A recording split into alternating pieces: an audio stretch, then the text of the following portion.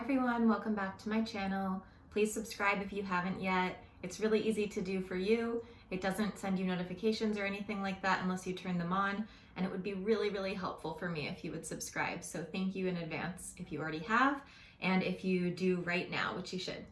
Today we're going to talk about How to Be Happy All the Time, The Wisdom of Yogananda, Volume 1 by Paramhansa Yogananda. So I've talked about this guy before. I'll link to the video here.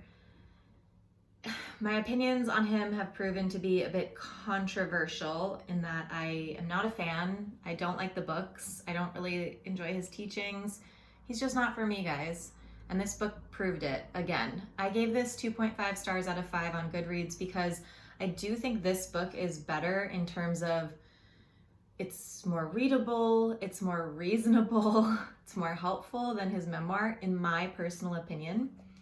However, some people will like the structure of this book in that there are just sort of little bits like this, pretty loosely organized around a couple themes. For example, this one is called Learn to Behave. There's Avoiding Happiness Thieves, Happiness is a Choice, True Success and Prosperity, etc., etc. Again, it's really loosely organized. And I mean, some people might like this because you can just open it up randomly and read a little bit. Let me read you one that I've just opened randomly too. Let not your possessions possess you, nor the petty details of worldly life invade with hordes of worry the stillness of your heart. He also talks about God. I think that the thing is with like teachers like this, spiritual teachers, you just either have to relate or have it resonate with you or not, and it's not something you can choose. So for me, his teachings don't resonate.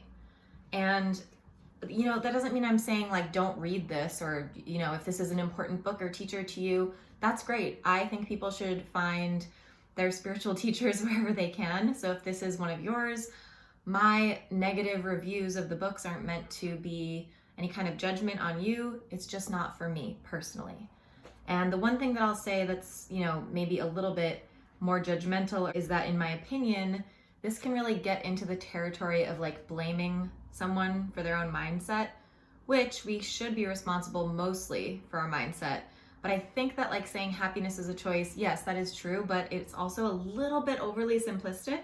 Like if you have a chemical imbalance in your brain, that's not your fault and you can't just like think your way out of it. Or if your circumstances are really shitty, yeah, you can always choose to have a good attitude, but should the onus be on someone who's really disadvantaged to just, you know, just be happy?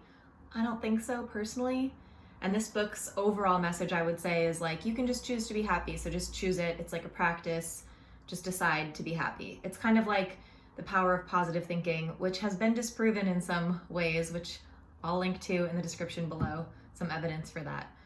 But anyways, my review is that, I mean, I put this as a 2.5 out of 5 because it's kind of neutral. I didn't hate it. I don't really like it. I'll be giving it away. Let me know what you thought if you've read this book.